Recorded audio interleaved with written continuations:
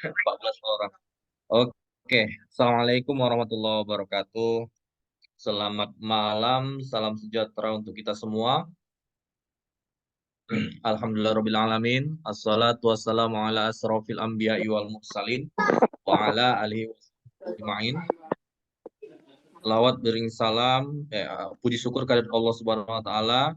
Eh, yang tentunya sama-sama kita harapkan ridho dan keberkahannya dalam pembelajaran kita malam ini, supaya banyak manfaat yang bisa kalian peroleh nanti.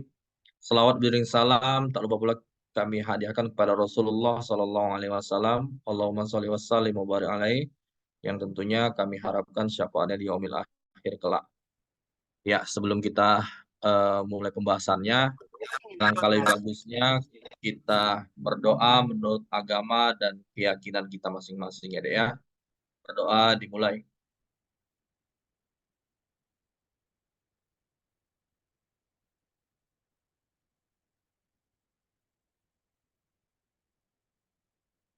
Ya, doa selesai. Oke. As. Sebelum kita bahas soalnya, sedikit pengantar lagi ya. Profesionalisme mungkin kemarin udah sempat Abang jabarkan sedikit. Ini Abang ulang kembali untuk menguatkan ingatan kalian. Nah, ini gimana Abang kirim ulang lagi apanya ya, perkanya ya, ke grup yang baru join biar bisa memanfaatkannya.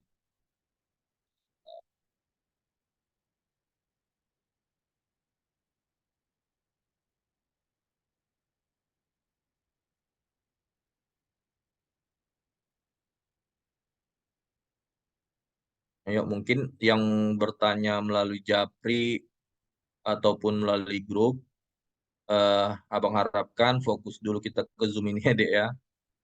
Karena Abang cuma seorang diri, tangan cuma dua, ya kan? Tak mungkin merespon pertanyaan dari dua apa?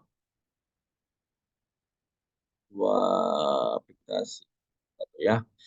Tadi referensi,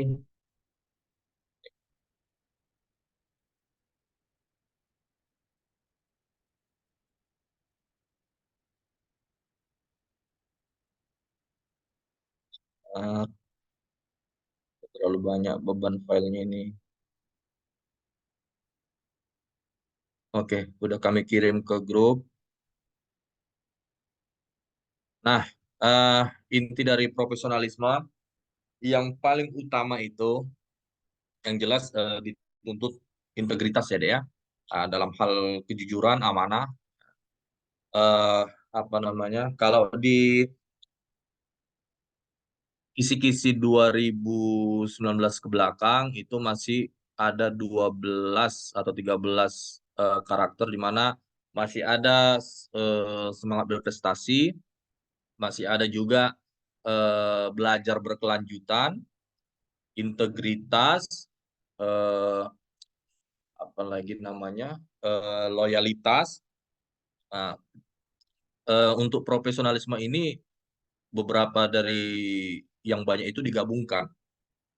Nah, jadi integritas dituntut, loyalitas juga, berprinsip dalam mengambil keputusan ataupun apa namanya dalam bertindak, semua harus punya prinsip yang kuat, ya kan? Terus yang terpenting juga harus mengenyampingkan kepentingan pribadi, dan mengutamakan kepentingan organisasi atau instansi. Oh ya. Oh, secara garis besar dulu untuk seluruh aspek mau kami jabarkan, trik TKP-nya sempat terlupa Bang tadi. Yang pertama, eh, usahakan bayangkan diri kalian sebagai yang lagi mau merekrut pegawai ataupun siswa deh. Biar tahu karakter yang kalian inginkan itu yang gimana. Yang membuat, bayangkan kalian sebagai yang membuat soal, kalian sebagai apa namanya, yang lagi mau merekrut pegawai ataupun kepala dinas gitu kan. Jadi jawaban kalian nanti nggak subjektif. Biar bisa terhindar tuh dari jawaban-jawaban yang subjektif. Misalnya kalian sebagai karyawan, walaupun sebagai karyawan, kalau dihadapkan dengan situasi kalian dipanggil sama atasan, gitu. Terus di momen itu juga ada pelanggan, pembeli yang masuk ke toko kalian atau yang harus kalian layani. Jadi mana yang harus kalian pilih? Kan gitu. Biar jangan subjektif, bayangkan kalian sebagai yang lagi mau merekrut pegawai atau kepala dinasnya, atasannya. Tentu kalian ingin selesaikan dulu melayani pembeli tadi, baru menghadap ke atasan, kan gitu.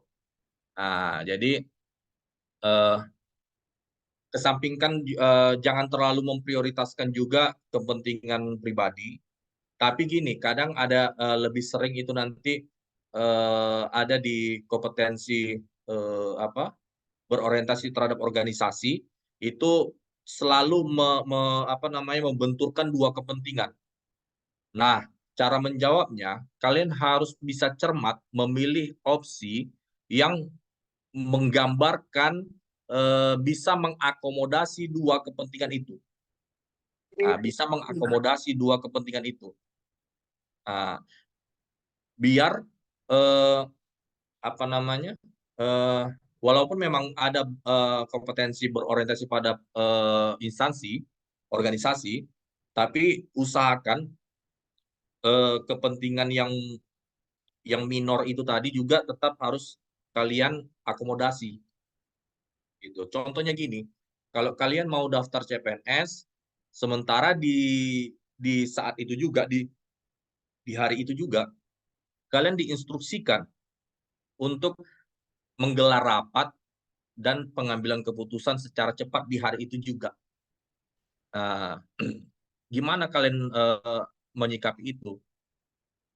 Di sini usahakan pilih narasi yang masih mengakomodasi dua-dua. Misalnya segera menggelar rapat setelah selesai ujian CPNS. Itu nggak ada masalah. Bukan menyampaikan yang prioritas, yang rapat, tapi kan tetap di hari itu juga dilaksanakan rapat itu. Kan gitu. Jadi dua-dua itu tetap terakomodir.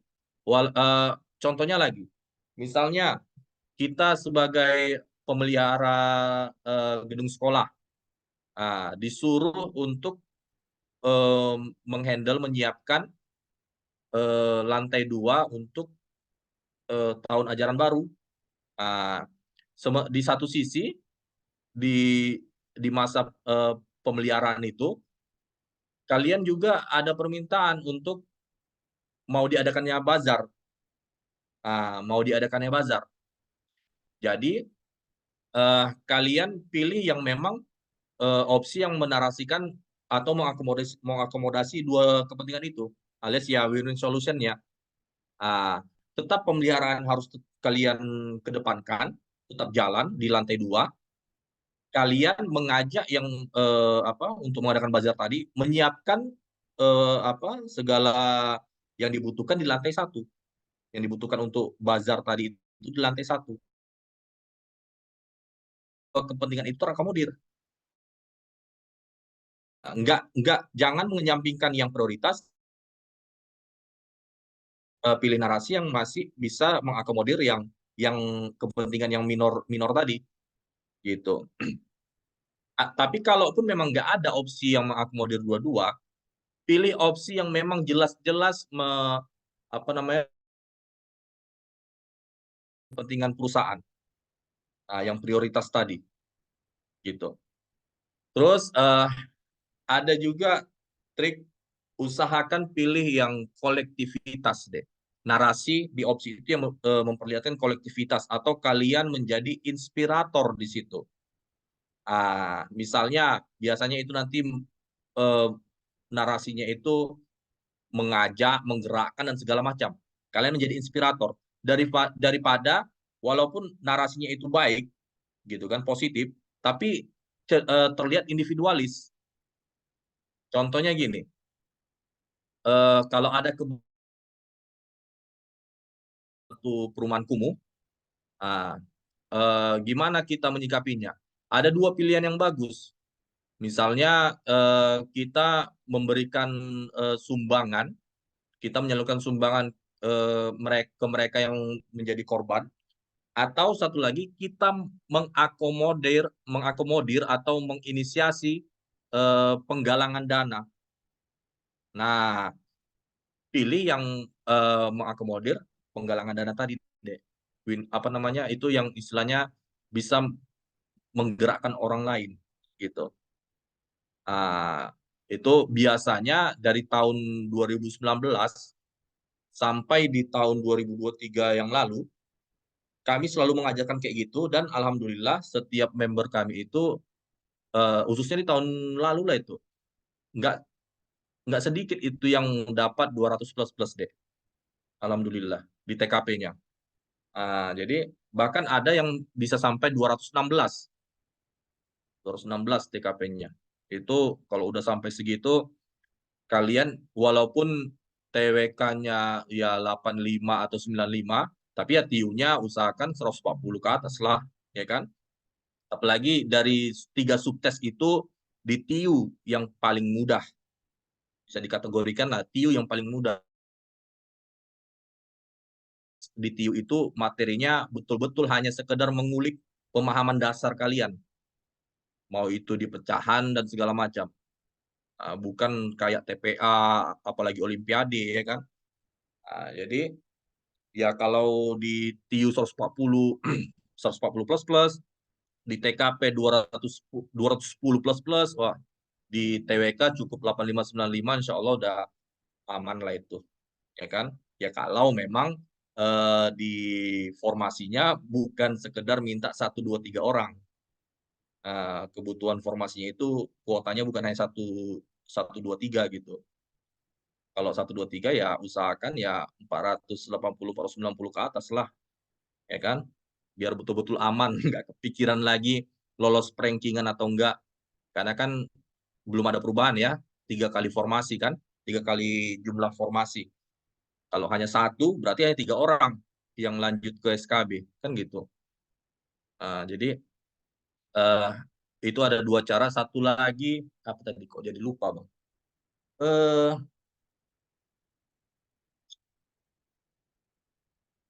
ah, ada pengecualian untuk yang kolektivitas atau apa trik yang kolektivitas atau menjadi inspirator tadi deh. Tetap harus berpatokan ke konteks soal. Permasalahannya tentang apa dan apa yang harus ditreatment di soal itu. Misalnya gini, kita punya seorang teman, eh, dia ini punya kelebihan, cerdas, kan gitu, rajin, dan kelebihan yang lain lah. Sementara dia ini insecure, model orangnya. Dia memisahkan diri dari pergaulan sekolah atau kuliah, kampus gitu kan. Tapi dia uh, ada 2 opsi mungkin yang jadi pertimbangan. Yang pertama, kita mengajak uh, lingkungan sekolah untuk berteman dengan dia, atau satu lagi uh, kita uh, menuntun atau mengajak kawan kita ini untuk diperkenalkan ke setiap teman-teman kita gitu. Nah, di sini perhatikan yang perlu ditreatment ini kawan kita ini, bukan lingkungannya. Lingkungan itu nggak ada salah, kan gitu. Karena di soal itu hanya meng-highlight kawan kita ini yang menjauhi lingkungan. Nah, berarti yang perlu ditreatment itu kawan kita, jangan lingkungan gitu. Jangan justifikasi lingkungan yang salah, melainkan kawan kita ini yang harus di treatment. Nah, pilih yang kedua tadi, kita mengajak kawan kita ini untuk diperkenalkan ke lingkungan, ke kawan-kawan yang lain. Gitu. Bukan harus kita yang menyuruh lingkungan sekolah kita itu untuk berkawan dengan kawan kita ini gitu. Jadi diperhatikan juga mana yang harus ditreatment. gitu ya. Eh, Apalagi kira-kira? Kayaknya sekilas itu aja dulu. Selebihnya nanti kita masuk ke profesionalisme ini. 420. Oh, 420 tergantung dari jumlah formasi, Dek. Yang eh, apa yang perlu dilihat di sini kalau masalah nilai, peluang nilai itu pertama, berapa kuotanya? Yang kedua itu apa namanya? Kita harus lihat juga eh, acuan nilai di periode sebelumnya. Ah, 420 kalau untuk Kementerian Pusat ataupun daerah pusat itu masih was-was deh. 420 untuk IPDN, untuk STAN, untuk STIS, untuk STIN, itu kalian bakal masih was-was.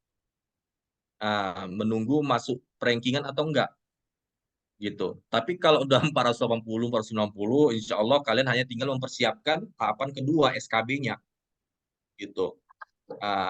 Jadi peluang itu relatif deh, dilihat dari apa namanya komposisi dari formasi kalian, dari mulai kuotanya, terus dari mulai pergerakan nilai di periode sebelumnya.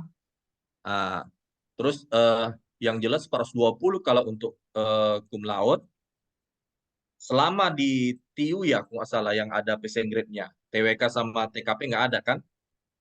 Kalau TIU udah melebihi passing grade, 420 itu pun sebenarnya masih kurang.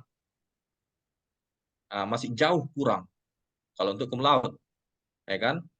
Eh, tapi kalau untuk daerah-daerah yang bisa dikategorikan minor, misalnya kayak di daerah timur gitu kan, Dompu, apa lagi?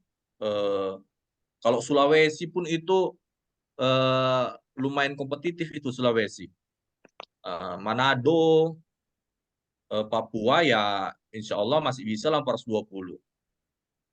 Kalau mungkin daerah Sumatera, daerah mana kira-kira ya? Bengkulu, mungkin ya. Bengkulu di belum pernah sih dek ke Dompu, tapi eh, pokoknya daerah timur sana beberapa beberapa kali abang lihat ya memang kurang kompetitif nilainya gitu loh. Istilahnya bukan bukan kurang gimana ya, nilainya masih di bawah dari daerah-daerah yang lain gitu. Nah, bahkan bisa jadi kalian dapat formasi, tapi itu tergantung dari apa kalian juga sih, apa namanya, tergantung apa, aduh, jurusan kalian juga gitu. Bisa jadi kalian dapat formasi yang asalkan kalian lulus passing grade SKD, di SKB-nya istilahnya hanya formalitas gitu. Karena mungkin bisa jadi itu yang daftar sedikit dan segala macam. Abang contohkan yang abang kenal, yang lulus tahun lalu, jabatan dosen lagi. Jabatan dosen. Dia melamar ke Sulawesi. Sulawesi mana gitu, lupa bang. Ah, Rupanya yang melamar ke situ hanya berapa ya? 6. Formasi yang diminta 8 atau berapa gitu. Di Sulawesi mana gitu, lupa bang. Di bawah-bawah di selatannya Sulawesi. Lupa bang nama itu ya. Jadi dia jabatan dosen di kampus mana lupa bang. Ah, yang daftar hanya 6. Sementara yang lulus SKD juga hanya 4 orang. Hanya 4 orang yang lulus SKD. Padahal nilai dia nggak sampai 350 deh. Nggak sampai 350. Ah, karena dia kalau tahu abang memang yang lebih unggul di TIU, di TIU-nya kalau nggak salah berapa, apa ini? Nah, Nggak apa-apa, ada yang 130. ini tadi. Ada yang baru join, lupa mute. Jadi apa namanya? Hanya nggak sampai 350.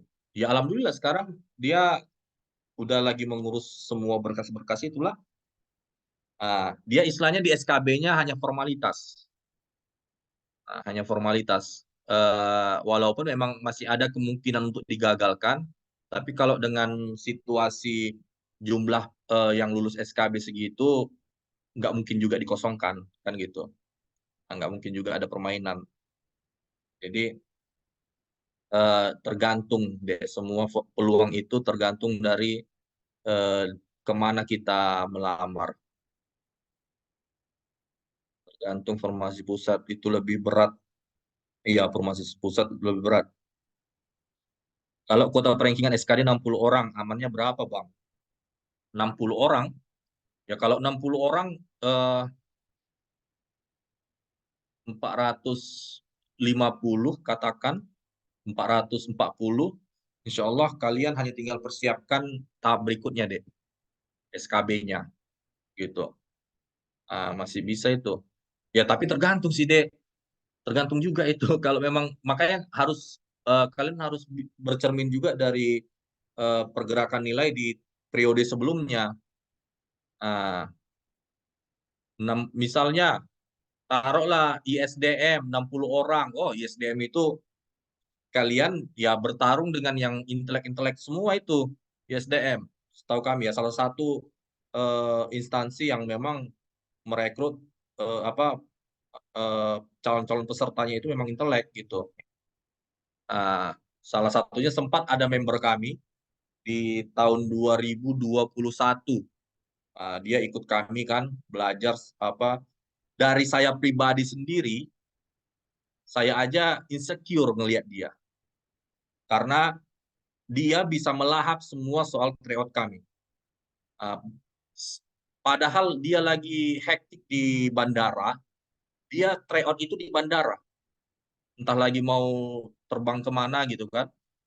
Tapi bisa dilahapnya dengan skor 480, 490. Padahal tim TWK kami juga dulu yang buat ini, yang sekarang udah lulus di Bawaslu, itu bukan main-main soalnya TWK-nya. Tapi bisa dibuat dia tembus 400 berapa gitu, 30, 130, 140 gitu. Lupa saya. Kan maksimalnya 150 kan? Nah, bisa dihantamnya. Tapi memang kayak gitulah namanya rezeki itu ya. Dia akhirnya nggak memilih ikut SKD, nggak memilih ikut CPNS di 2021 itu. Padahal udah persiapan penuh dia itu. Rupanya dia dapat panggilan di perusahaan minyak di Amerika. Nah, jadi berarti pesaing dia yang di SDM, eh, itulah pertukaran rezeki tadi kan.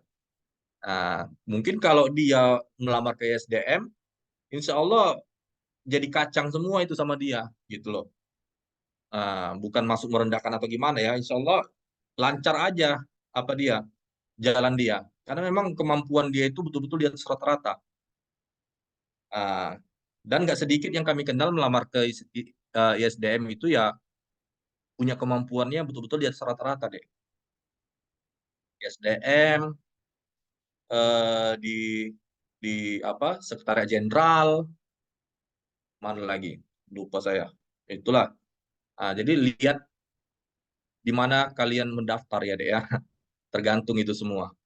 Apalagi sebelum kita maunya tadi lah kalian tanya deh, udah abang kasih kesempatan sebelum kita mulai belajar. Kabupaten Siak Riau pun tinggi bang. Ya, tapi kalau abang lihat ya, di sekitaran Riau itu eh, paling tinggi lah 480, 490. Sempat yang 430-an masih ada yang bisa masuk itu deh. Tapi tergantung, pokoknya kalau yang formasinya banyak, yang kuotanya minta banyak, misalnya sampai eh, pokoknya 20 ke atas, insya Allah 430, 440 masih bisa itu. Karena walaupun ada yang dapat 480, 490, tapi jarak atau rentang nilai setiap pesertanya itu nggak terlalu nggak terlalu rapat deh. Beda kalau misalnya kayak di PDN gitu, katakanlah. Di PDN itu termasuk kompetitif. Stan, STIS, STIN gitu juga. Kalau STIN nggak terlalu lah, masih masih di bawah lah itu. Dari STAN sama STIS. Di PDN juga termasuk tinggi. Itu udah bahkan mungkin ada yang sampai 500 masalah tahun lalu ya. Lupa Bang. Itu pun rapat-rapat deh nilainya. Nggak sedikit itu mungkin dapat yang 480 itu misalnya 485 gitu katakan. Bisa sampai 5 atau 6 orang gitu yang sama nilainya. Jadi makanya kami bilang kompetitif bukan hanya di kategori tinggi tapi rapat-rapat juga nilainya gitu loh. Beda kalau kayak di daerah-daerah. Kayak di mana tuh? Poltek Bang Medan gitu kan atau mungkin katakanlah di Kemenhub lah pokoknya. Kemenhub nggak terlalu kompetitif. Ada yang tinggi 480 tapi jarak nilainya bisa bilang lumayan jauh juga itu dengan peserta-peserta yang lain di Kemenhub itu juga gitu loh. Jadi nggak terlalu rapat. Nah, peluang itu tergantung dari situasi di tempat kalian lamar sih, Dek. Formasi CPN pusat ada yang selain IKN nggak, Bang?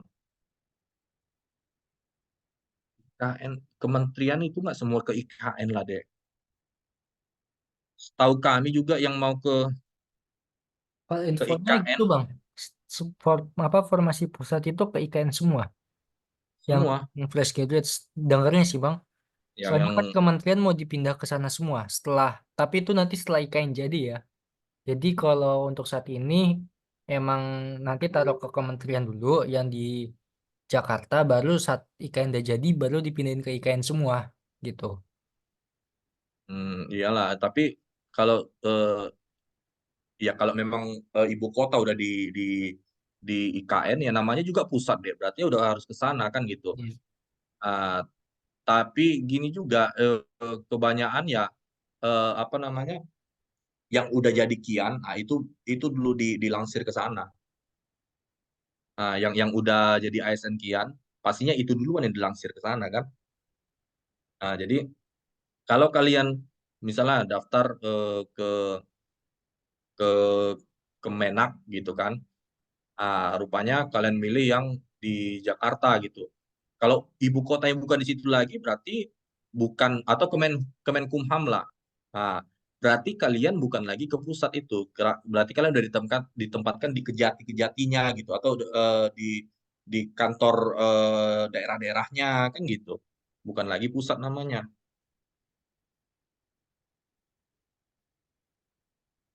2001 jalur disabilitas kosong bisa diambil dari umum. Iya. 2000. Pokoknya pasti itu dari tahun ke tahun itu. Setiap formasi yang kosong pasti dimanfaatkan. Tetap diisi karena ya semua hitung-hitungan dana, deh. Nggak mau rugi kan. Nah, kayak eh, kenalan kami juga lah di daerah mana itu lupa saya. Dia tahun lalu harusnya nggak lulus, tapi dia menggantikan yang kosong. Harusnya dia formasi umum, tapi karena di jabatan itu juga yang harusnya untuk disabilitas tapi kosong, dia ditempatkan di situ. Makanya walaupun udah pengumuman perankingan, udah pengumuman kelulusan, kalian harus tetap memantau. Mana tahu masih ada rezeki kalian. Apalagi kalau kalian itu di pengumuman nilai terakhir, kalian nggak terlalu paut jauh dari peringkat terakhir di perankingan itu, gitu. Kalau memang ada rezeki kalian, bisa jadi kalian lolos. Ada juga kayak kenalan kami juga di tahun lalu, itu dia melamar ke MA, ah, dia udah pesimis, udah gagal gitu kan. Karena terpaut 17 orang bisa dibilang. Terpaut dari apa orang terakhir di rankingan itu. 17 orang. Rupanya kan eh, tahun lalu itu nggak sedikit yang mengundurkan diri, deh. Nggak sedikit itu yang melamar ke MA mengundurkan diri. Rupanya mungkin dia masuk ke situ. Ya alhamdulillah, sekarang dia udah ngurusi berkas. Walaupun nilai dia sebenarnya nggak PL. Dia hanya apa? L ya. Nggak, dia hanya P, tapi nggak L. P itu kan passing grade, L itu lulus kan gitu. Dia hanya P. Rupanya yaitu karena rezeki dia menggantikan yang eh, nggak ngambil ke MA itu, walaupun udah lulus kan gitu. Jadi tetap harus kalian pantau. Emang kalau dosen nilai paling rendah 350 ya Bang, SKD-nya. Enggak juga deh. Kalau yang udah rezeki dia, itu kayak kawan-kawan yang kenalan kami ini, kalau yang udah rezeki dia di situ ya gitu ya. Di tempat ini, ada juga yang istilahnya masih dikategorikan guru kami lah. Guru kami lah itu, ya kan. Dia melamar dosen juga tahun lalu, nilai dia 430 apa 440. Lupa Bang. SKD dia nggak lulus passing grade deh. Nggak lulus perankingan. Kalah dia, entah melamar kemana gitu, lupa Bang. Ya bisa kayaknya daerah Sumatera ini juga itu, lupa. Jadi itulah. Oke, dapat tukin juga nggak Bang kalau formasi kementerian? Token sekarang hampir semua kementerian dapat ya. Dan Iya, itu tiap bulan. Namanya token kan token apa tunjangan kinerja. Sekarang semua kementerian dapat token. Tapi namanya beda-beda ya. Ada yang beberapa instansi itu di kementerian tersebut nama tokennya itu diganti istilah lain gitu. iya. Oke, udahlah ya. Nanti kalau mau bertanya nanti setelah apa lagi ya, setelah kita membahas ya. Ini udah jam oh jam 9 belum mulai kita. Jadi profesionalisme tadi Abang lanjutkan lagi. Eh Sampai mana? Yang jelas mementingkan kepentingan eh, perusahaan dulu, baru kepentingan pribadi kita, mengedepankan integritas, ya kan, kejujuran, loyalitas, eh, apa lagi, eh, berprinsip dalam pengambilan keputusan, terus bisa bernegosiasi. Misalnya kita mengalami kendala dalam proses kerja, nah kita bisa bernegosiasi supaya tujuan perusahaan itu tetap tercapai, gitu kan. Jadi secara garis besar kompetensinya ada fleksibilitas berpikir, di mana kita harus mampu untuk menggunakan segala macam metode di saat kita lagi dihadapkan dengan kendala atau masalah pekerjaan untuk mewujudkan organisasi, tujuan organisasi. Yang kedua ada, ya, biar kita kelompokkan langsung, profesionalisme.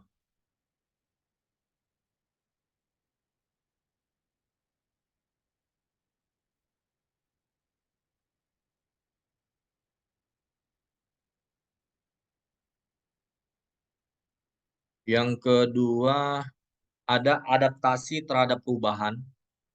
Di sini dituntut kita, misalnya ada tambahan pekerjaan, ada diubahnya peraturan di perusahaan atau di pemerintah, kita mampu untuk menyesuaikan ritme kerja kita sesuai dengan perubahan itu, gitu. Integritas, udah tau lah, jujur dan segala macam kan, sesuai norma. Terus ada kompetensi keuletan. Nah, di sini pastinya kalau namanya keuletan, yang dituntut kerajinan, kerja keras, ya kan? Apalagi apa namanya, ngoyok lah istilahnya, bahasa bahasa Jawanya itu ya, ngoyok untuk mencapai tujuan atau mendapatkan apa yang kita inginkan. Terus ini komitmen terhadap organisasi. Inilah yang bilang lebih mementingkan kepentingan perusahaan daripada kepentingan pribadi kita. Ada lagi semangat berprestasi. Di sini kita mampu menggunakan segala macam cara, uh, segala macam kesempatan untuk meningkatkan kompetensi kita. Ada lagi negosiasi, supaya kita bisa apa namanya, menghadirkan kesepakatan-kesepakatan, bisa mempengaruhi orang lain supaya mau untuk membantu kita ataupun mau untuk iyalah membantu kita mencapai tujuan organisasi itu tadi. Terus ada pengambilan keputusan. Nah, inilah dituntut berprinsip kalian. Uh, Tetap pada prinsip yang benar ya, bukan keras kepala gitu loh. Jadi pengambilan keputusan di sini kalian harus bisa menimbang baik buruknya langkah yang bakal kalian ambil, tentunya sudut pandangnya untuk tujuan organisasi. Ada lagi perencanaan. Nah, di sini biasanya nanti kalau ada dua pekerjaan, dua kesibukan dan segala macam lah, kalian harus mampu. Biasanya di sini pasti yang disajikan di opsinya itu, triknya itu meminta kalian bisa mengakomodir dua kepentingan tadi deh, gitu. Manajemen konflik, kita mampu mengelola perselisihan untuk ke arah yang produktif. Misalnya gini, eh, kita digabungkan dalam satu kamar dengan orang yang nggak kita, istilahnya ada apa namanya, eh, ada crash sedikit lah dengan dia. Apakah kita justru mempermasalahkan itu atau justru kita lebih mementingkan tujuan organisasi gitu. Manajemen konflik. Iya, udah selesai. Jadi coba nanti kita mulai lagi untuk diaplikasikan ke soal ya.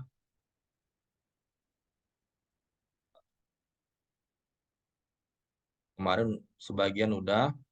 Ini kita lanjut ke soal 102. Nah, ini Abang kembali mengajak kalian ya, Dek ya, untuk melibatkan diri dalam pembelajaran. Manfaatnya tentunya besar untuk kalian. Uh, Kalian dalam menjawab bisa berdasarkan argumen yang kuat, bukan main feeling, ya kan? Jadi eh, kalian juga bisa apa namanya, eh, menguatkan memori ingatan kalian dengan segala macam trik-trik atau cara abang untuk mengeksekusi soal itu. Jadi nggak ada ruginya itu. Yang rugi itu kalau kalian hanya menjadi penyimak, hanya tujuan, apalagi dengan tujuan kalian nggak mau terlihat oleh pesaing kalian, itu nggak ada gunanya deh, nggak ada efektifnya itu. Belajar dari apa, senior senior lah bisa dibilang, eh, terdahulu yang udah pernah beberapa kali gagal, cara-cara kayak gitu, apalagi nama-nama samaran itu nggak ada efektifnya kayak gitu. Kalau udah namanya itu Tuhan bilang rezeki itu di tangan kalian, nggak ada yang bisa ngubah. Bukan kalian dengan cara menyimak atau nggak mau terlihat itu lantas kalian lulus, nggak. Tapi kalau udah kalian mau aktif melibatkan di dalam pembelajaran, udah pasti kalian ada peluang untuk lulus. Gitu. Oke. Nah, untuk nomor 102, ini Abang beri kesempatan juga kalian untuk open mic nanti ya, untuk berargumen. Eh, ini kemarin udah kita bahas sebagian profesionalisme, jadi ini langsung Abang kasih kesempatan kalian lah. Siapa mau open mic, lihat dulu konteks soalnya apa, mengarah ke kompetensi mana kira-kira itu, dan analisis opsi-opsinya. Monggo, ada yang mau open mic? Argumen, jawaban kalian apa, dan argumennya apa?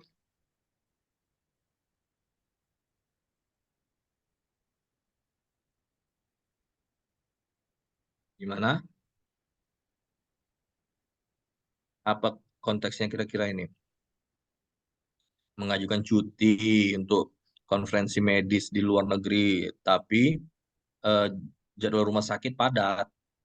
Langkah pertama yang harus kita lakukan itu apa supaya kita dapat izin? Kan itunya inti dari permintaan soal ini. Gimana kita supaya dapat izin?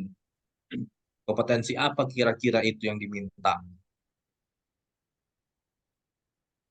Monggo, ada yang mau open mic?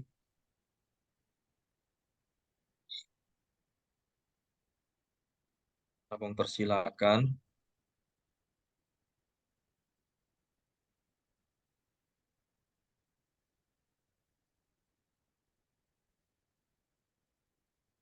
Nggak ada?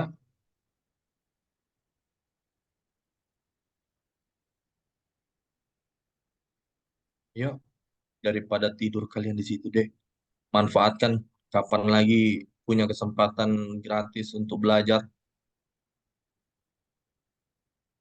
Jangan nanti saat udah dapat hasilnya, justru di situ kalian menyesalkan.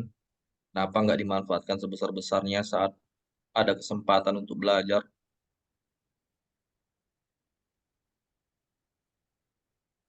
Oke, abang dulu lah menjawab ya. Belum ada yang mau apa ini nampaknya.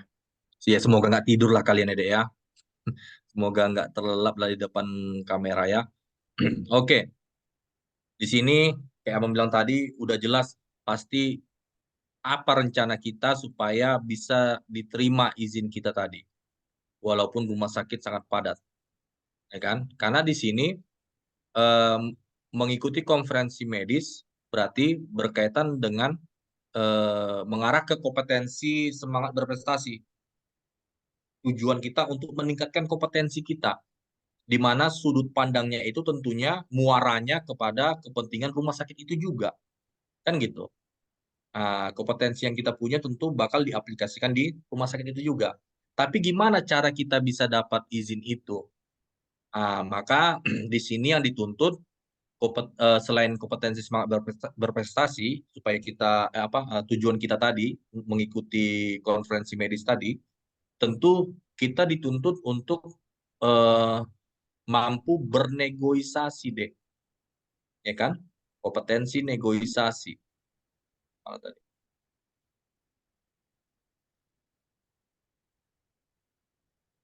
Oh,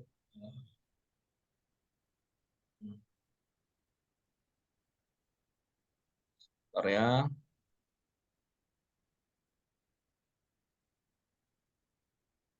Ayo, kalau ada yang mau berargumen open mic, kami persilakan deh. Biar kalian dalam apa menjawab, memilih jawaban itu dengan argumen yang kuat dan nggak ada lagi ada analisis yang memakai kata mungkin. Biasanya kayak gitu kan. Oh, mungkin kayak gini, Bang, mungkin kayak gini. Jangan ada yang kayak gitu lagi. Walaupun TKP itu bukan ilmu pasti, tapi mana negosiasi tadi? Tapi semua punya acuannya deh. Di sini tentunya kita acuan kita yang resmi kan pakai PRKBKN.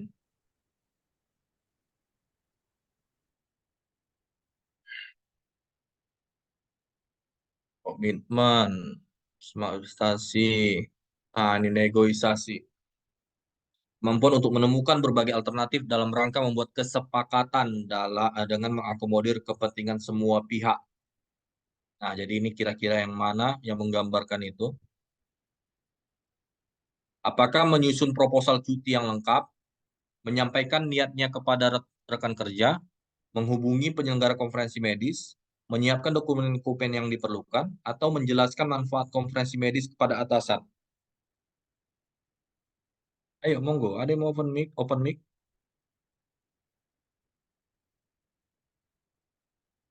Kalau pendapatku Bang, intinya ingin cuti, tapi problemnya jadwal padat. Jadi bagusnya kita ajukan proposal cuti yang lengkap agar dapat izin atasan. Oh, beragam nih. Ini Di- eh, pernyataan langkah awal yang akan dilaksanakan oleh kita, langkah awal. Oke, jadi kita analisis lah ya. Ada lagi? A. Mengajukan cuti di saat tempat bekerja mempunyai jadwal yang sangat padat, tentunya hal utama yang harus dilakukan ialah mengajukan proposal cuti yang lengkap agar dapat memperoleh kesepakatan antara dua belah pihak. Iya. Nah, jadi soal ini mengarah pada negosiasi. Nah, di mana apa namanya kita harus mampu mendapat supaya langkah apa yang harus kita tempuh supaya dapat izin. Itulah sederhananya kan. Inti dari permintaan soal ini. Jadi yang A, menyusun proposal cuti yang lengkap. Berarti kita menyampaikan informasi itu berdasarkan eh, tulisan, itu maksudnya kan. Jadi kita berusaha mendapatkan izin itu berdasarkan tulisan. Nah, ini kita simpan dulu. Yang B, menyampaikan niatnya kepada rekan kerja. Ini nggak menjawab soal. Kita dapat izin itu bukan karena eh, apa namanya, bukan karena rekan kerja, kan gitu. Yang C, menghubungi penyelenggara konferensi medis. Ini juga nggak menjawab soal. Menghubungi untuk apa? Nggak mungkin juga kita yang mengatur untuk diundur konferensi medis itu dan segala macamnya, kan gitu. Nah, yang D, menyiapkan dokumen-dokumen yang diperlukan. Ini bisa, tapi ini masih kalah dari yang A. Yang A udah jelas, udah menyusun proposal cuti yang lengkap, ya kan? Yang D ini masih kalah dari yang A. Sekarang tinggal yang E, menjelaskan manfaat konferensi medis kepada atasan. Nah, berarti di sini eh, negosiasi bisa kita lihat yang A itu berdasarkan apa, media tulis, media apa, media ketik, ya kan, tulisan lah gitu kan. Yang E itu berdasarkan media lisan. Mana yang harus kita utamakan? Nah, di sini yang harus kita utamakan itu yang entok deh, menjelaskan manfaat konferensi kepada atasan. Mau gimana pun itu, kalau kita yang menjelaskannya secara langsung dibandingkan dengan tulisan akan lebih dapat apanya, apa, tujuan dari yang mau kita sampaikan itu daripada melalui tulisan atau proposal tadi, gitu. Nah, kita jelaskan manfaat dari konferensi medis itu kepada atasan. Di mana ya konferensi medis sudah pasti untuk meningkatkan kompetensi kita. Yang muaranya kepada manfaat yang bakal dirasakan rumah sakit tempat kita bekerja itu juga, gitu. Jadi maka yang lebih tersampaikan itu melalui penjelasan lisan, menjelaskan manfaat konferensi medis kepada atasan supaya bisa lebih tersampaikan, gitu. Ya, jadi yang tertinggi itu E. Aduh, sorry. Sementara mungkin nilai 4-nya yang A lah itu ya mungkin ya. Coba sebentar. Kalau lupa ingat abang. Iya, yang A itu nilai 4-nya.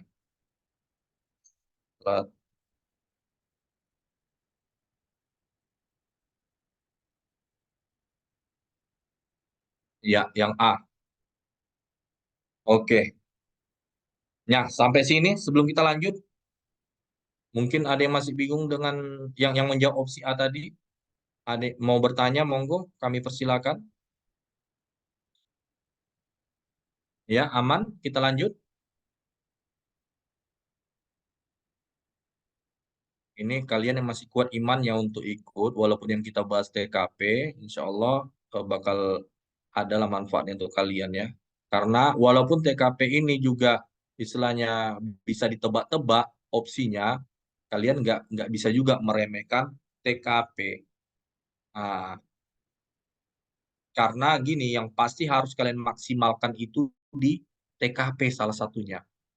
Kalau di TWK itu masih berat, ya kan?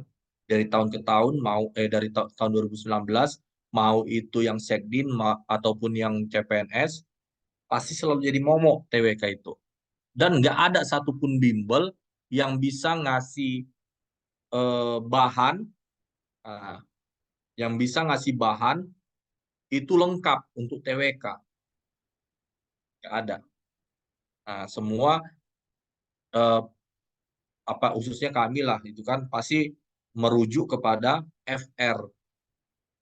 Jadi bisa aja ada informasi-informasi baru, wawasan baru yang di satu bimbel pun itu belum ada diterangkan gitu. Tapi kalau di TKP ini kan bisa kalian manfaatkan untuk mendulang nilai, ya kan? Jangan karena ini bisa ditebak-tebak, lantas kalian sepelekan. Banyak yang juga yang jatuh karena TKP. Ah, 166, rupanya 165 dia nilainya. Padahal di TIU-nya udah 150-an, di TWK-nya mungkin 120-an. Ada itu, kalau nggak salah pun sempat diposting itu kan, di beberapa bimbel, nilai apa dia 165 cuman TKP dia. Jadi jangan ada yang jangan kalian meremehkan satu materi pun ya deh ya.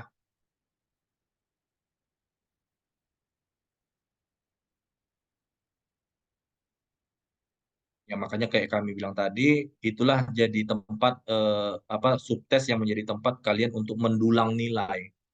Kalau nggak di TKP di mana lagi, ya kan? Di TIU pun bisa. Tapi itu tadi ya, kalau kalian nggak kuat hitung-hitungannya, ah, TIU sama TKP itu bisa kalian jadikan untuk bahan mendulang nilai. Oh, udah habis ternyata profesor. Satu soal lagi ya. Sorry, kamu kadang nggak fokus. Nggak ada yang mau bertanya? 120, nomor 102 tadi. Kita lanjut.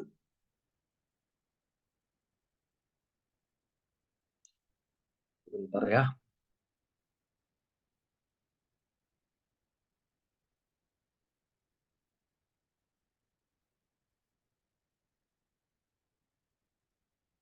Oke, kita lanjut ya deh ya, nomor 103. Monggo, eh ada yang mau open mic? Abang persilakan deh. Tengok dulu konteks masalahnya tentang apa, mengarah ke kompetensi apa, baru analisis apanya, opsi-opsinya.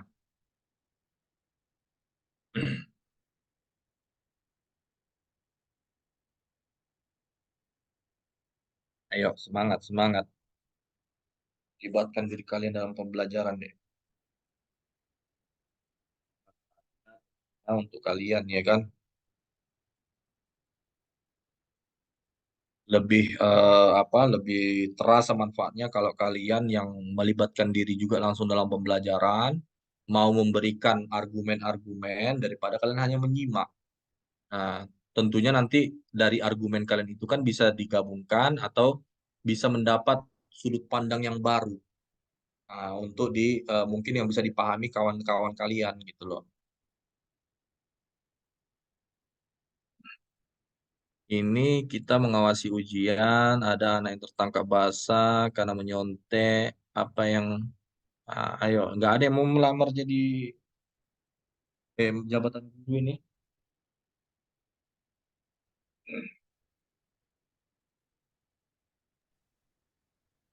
Tapi Kalau menurut saya sih jawabannya A, Bang. A, Ya, mengambil buku catatan dan memberi peringatan keras. Kenapa itu? karena di situ tujuannya untuk mengatasi apa ya masalahnya, Bang. Jadi masalahnya kan menyontek di buku itu. Jadi tugas kita itu cukup untuk menghilangkan apa ya, menyelesaikan masalahnya bukan untuk menghilangkan kesempatan murid tersebut untuk bisa lulus ujian. Seperti itu. Oke.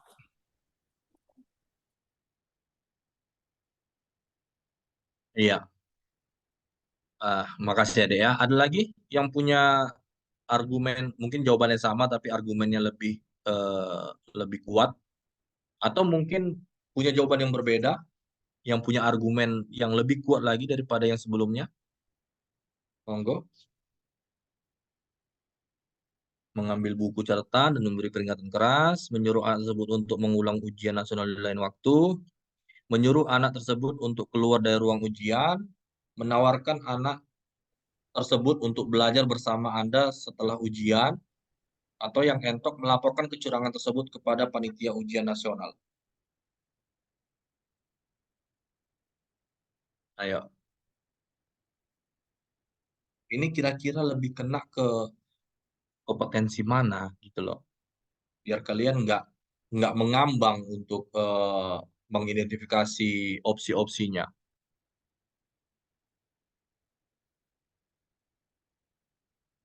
Karena profesionalisme yang berkaitan dengan kejujuran. Karena jika ada yang melakukan kesalahan, tindakan paling pertama adalah menegur. Iya, beragam ini lagi. Misalnya soal terakhir pula untuk profesionalisme ya. Berarti ini tinggal 7 soal lagi untuk anti radikalisme. Oke, gimana? Nggak ada lagi mau open mic? Yang jawab tadi, monggo. Mungkin bisa menjabarkan lebih detail lagi kenapa milih opsi E. Pengambilan keputusan. Kenapa itu bisa ke pengambilan keputusan kompetensinya? Ayo dicerna deh. Dicerna pelan-pelan konteks soalnya itu lebih menekankan kepada apa gitu. Ada yang berbuat curang lah katakan di sini siswa yang ujian tadi menyontek, ketangkap basah dia menyontek saat ujian. Kalau udah permasalahannya di seputaran itu, kira-kira lebih condong, lebih pantas dia ke kompetensi apa?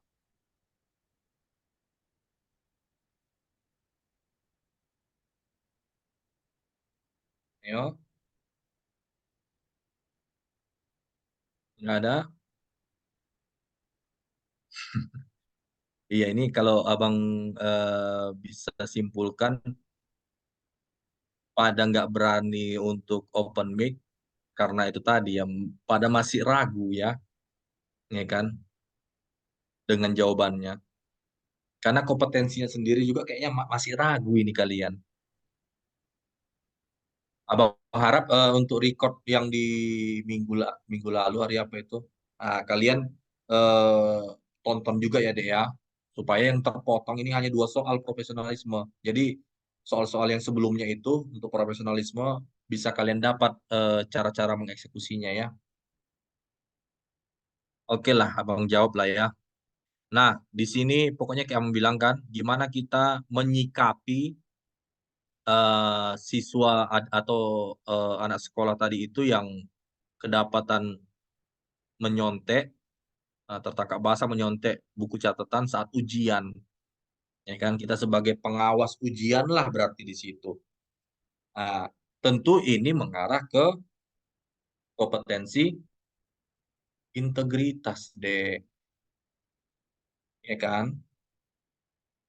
Gimana kita biarkankah atau gimana? Kemampuan untuk bertindak secara konsisten dan transparan dalam segala situasi dan kondisi sesuai dengan nilai norma dan etika yang berlaku. Nah, menciptakan situasi yang membuat rekan kerja mematuhi nilai norma dan etika organisasi dalam segala situasi. Kalau ini memberikan teladan biasanya di sini pengambil kebijakan yaitu ya kalau bisa kalau kalau beberapa soal mungkin atasan ya kan, eh, permintaan soal itu kita sebagai atasan gitu kan. Tapi di sini di rata-rata yang poin 6 ini itu untuk eh, jabatan-jabatan eselon pengambil kebijakan. Kalau kalian yang mau CPNS bisa sampai poin 5. Oke, integritas berarti kejujuran, ya kan? Jadi mana kira-kira yang memperlihatkan tindakan kejujuran untuk dalam menyikapi fenomena apa tadi yang ada di dalam soal tadi, Dek. Yang A, mengambil buku catatan dan memberi peringatan keras. Ini bisa. Tapi kalau dari bahasanya, apalagi di sini memberi peringatan keras. Ini apalagi di dunia pendidikan di sini sebenarnya masih agak kurang. Tapi kita lihat dulu, ya kan, opsi yang lain. Yang B, menyuruh anak tersebut untuk mengulang ujian nasional di lain waktu. Ya, itu berarti kita memang tercermin juga apa namanya, sikap jujur, ya kan. Kita nggak membiarkan, tapi di sini belum menunjukkan respon yang tepat deh sebenarnya. Respon yang tepat dalam menyikapi ketertangkap basahnya siswa tadi dalam menyontek. Yang B ini kita gugurkan dulu. Yang C, menyuruh anak tersebut untuk keluar dari ruangan ujian. Ini sebenarnya hampir sama dengan yang B ini, ya kan? Nggak menjawab permintaan soal. Ada yang tertangkap basah, sedang menyontek dari buku catatan saat ujian. Atau gini, Abang analogikan secara sederhana. Kita melihat kawan kita lagi mengutil, katakan lagi mengutil uang atau di supermarket lagi mengutil barang. Tindakan yang tepat sebenarnya yang kita harus lakukan itu apa? Membiarkan, memarahi dia, atau justru kita laporkan dia.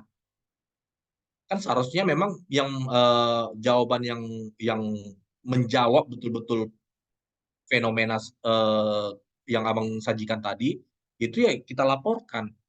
Kan gitu. Maka ya opsi memang ini menawarkan anak tersebut untuk belajar bersama. Ini juga nggak menjawab. Belajar bersama Anda setelah ujian. Permasalahan soalnya itu. Makanya kayak Abang bilang, betul-betul perhatikan permasalahan soal, konteks soalnya. Jangan lari dari situ deh. Fenomena soal itu tertangkap basah sedang menyontek dari buku catatan saat ujian. Maka tentu ya itu yang entok. Kita laporkan kecurangan tersebut kepada panitia ujian nasional. Memang itu yang diminta di soal. Kan gitu. Ada yang kita lihat mengutil, kita laporkan. Ada yang kita lihat misalnya apa namanya?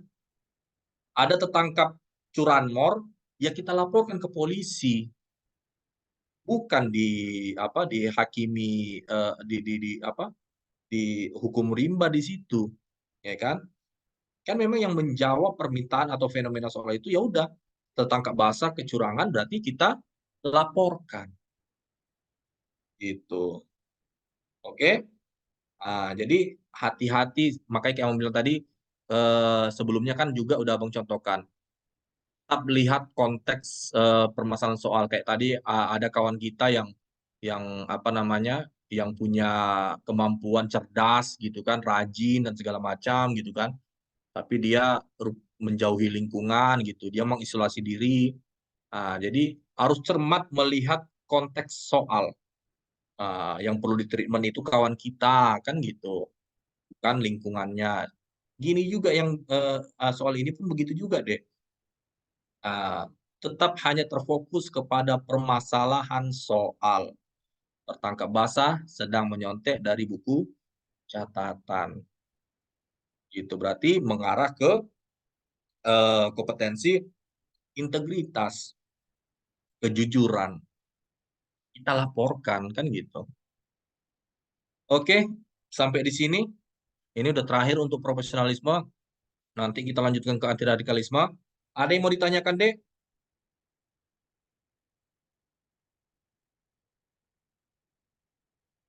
Aman? Kita lanjut ke anti radikalisme. Ini referensi TKP untuk yang ini selesai lah ya. Jadi sekarang kita anti radikalisme. Jaring kerja. Abang share ke grup ya, anti radikalisme. Sebentar.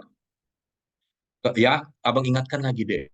Mau itu TWK, mau itu TKP, kalian hanya tetap terfokus kepada fenomena atau permasalahan atau konteks yang dihadirkan di soal.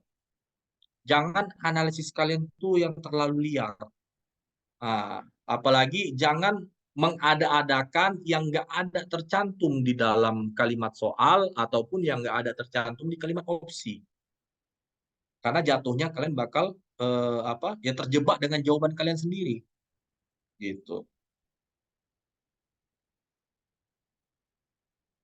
Terjebak dengan analisis kalian sendiri.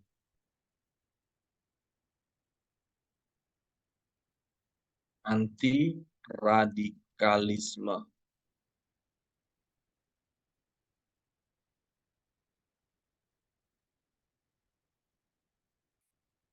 Mana filenya ini?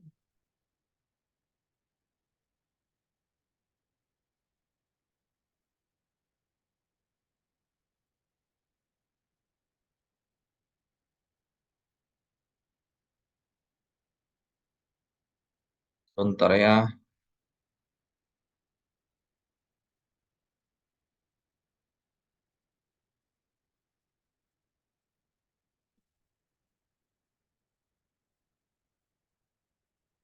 Oh iya, sorry.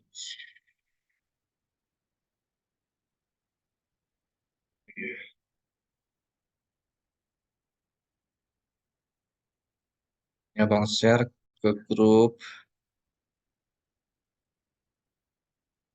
radikalisme.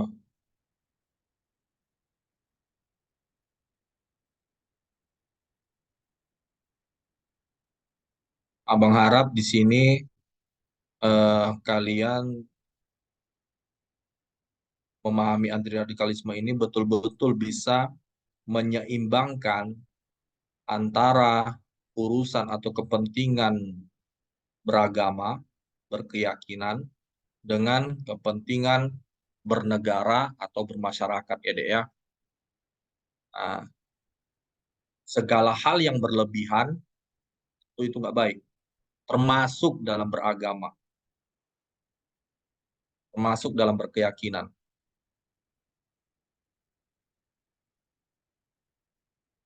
Di agama manapun itu pasti ada oknum-oknum jahil yang giroh agamanya atau semangat dalam beragamanya itu kadang berlebihan. Bukan rahmat Tuhan yang didapatnya, justru dia terbelenggu dengan keyakinan yang dianggap dirinya sendiri benar.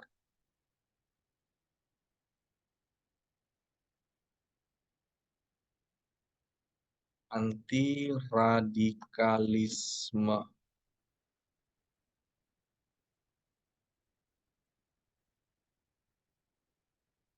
Apalagi ini Abang mungkin lebih mendekatkan ke saudara seiman Abang juga ya, sesama Muslim. Kita harus mampu menempatkan porsi dalam beragama.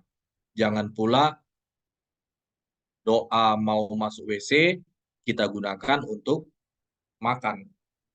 Makan. Begitu juga jangan pula ayat-ayat perang kita terapkan di saat damai. Itu dia.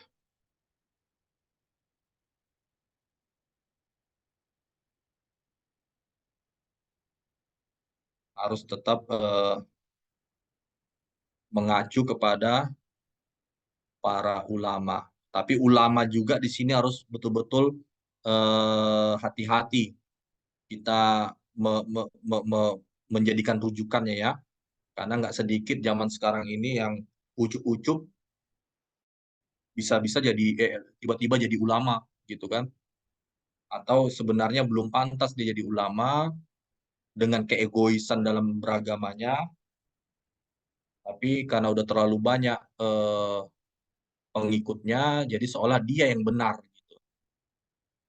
Padahal kalau ulama-ulama yang jelas, yang memang apa namanya, yang dalam ilmunya, pasti nggak akan sembrono dalam bertindak.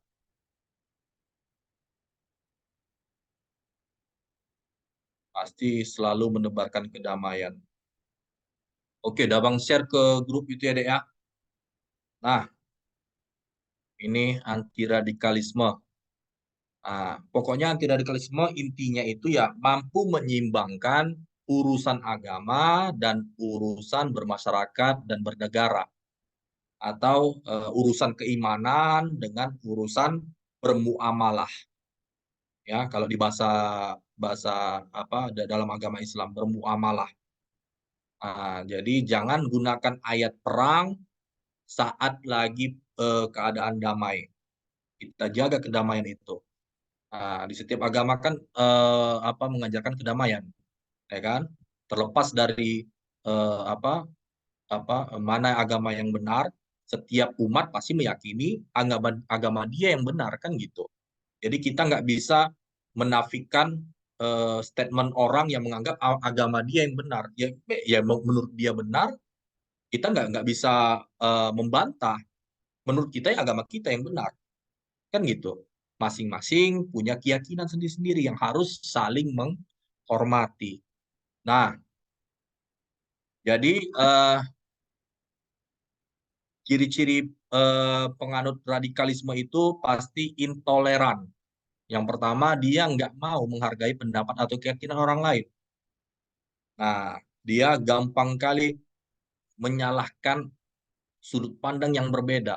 Ingat, tapi ya di sini yang dihargai itu perbedaan pandangan, bukan penyimpangan, ya, bukan penyimpangan. Nah, penyimpangan contohnya kayak LGBT, itu penyimpangan, ya. Itu kita hargai hak-hak hidup dia, tapi nggak kita akomodasi niatan dia untuk mempromosikan penyimpangan itu. Di Indonesia pun kayak gitu, ya kan?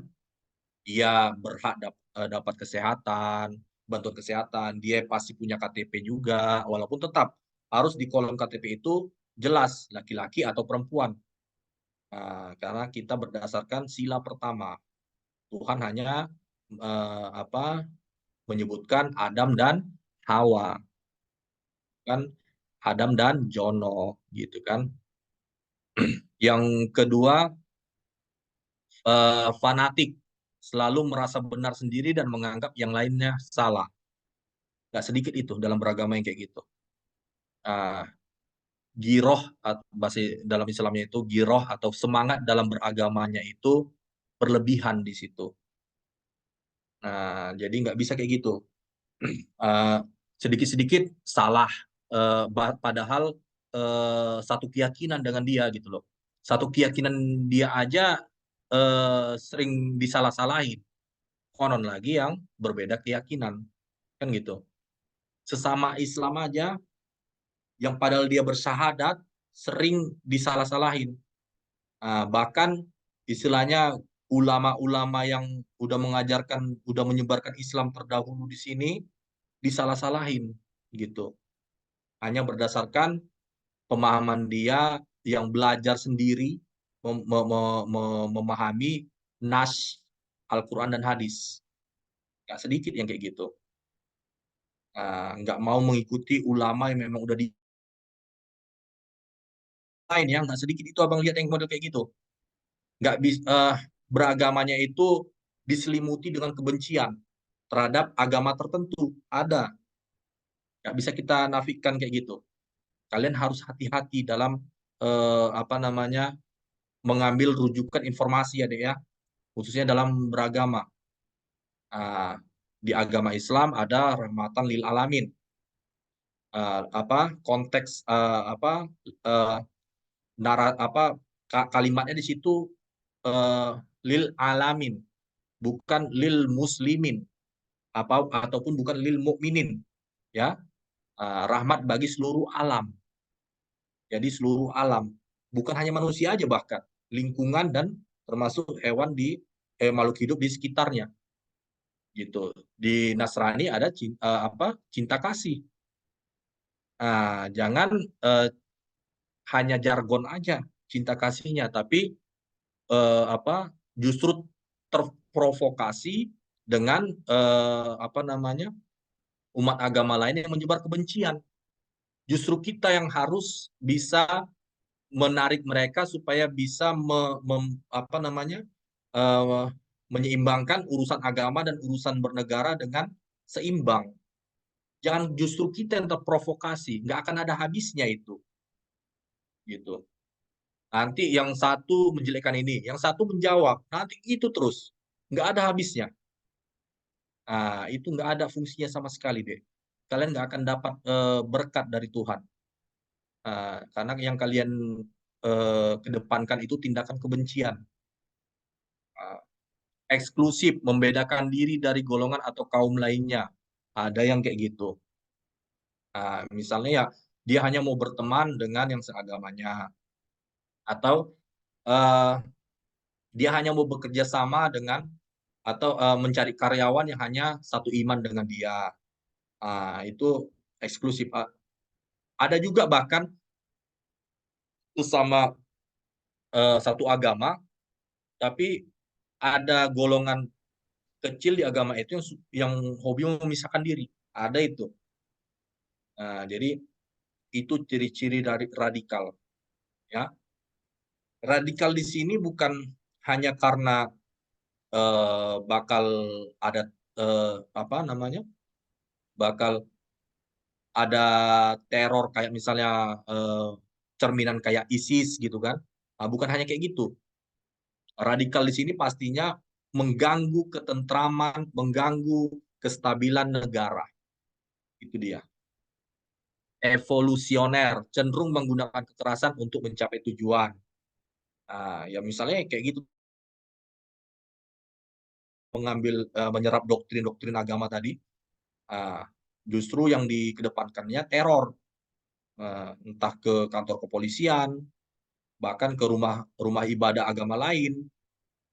Ini abang juga mau mengingatkan kalian kalau ketemu umat-umat satu agama dengan kalian yang justru melarang pembangunan rumah ibadah agama lain, usahakan kalian jangan mau ikut-ikut di situ. Itu nggak mencerminkan kebinekaan di situ, ya. Karena mungkin ya abang kembali mencerminkan di agama abang juga. Bahkan di masa Umar, kalau nggak salah itu ya, di masa Umar ada gubernur yang mau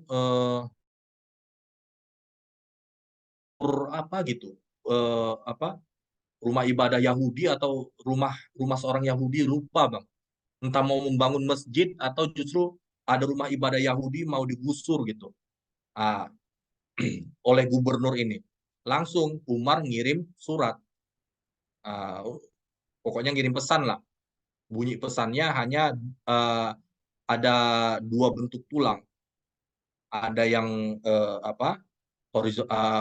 horizontal, ada yang vertikal. Artinya atas nama Allah habis kau, kepada gubernur itu, untuk membela hak dari yang non Muslim tadi, yang Yahudi tadi, gitu. Bahkan di Piagam Madinah, kalau kalian mau menelusuri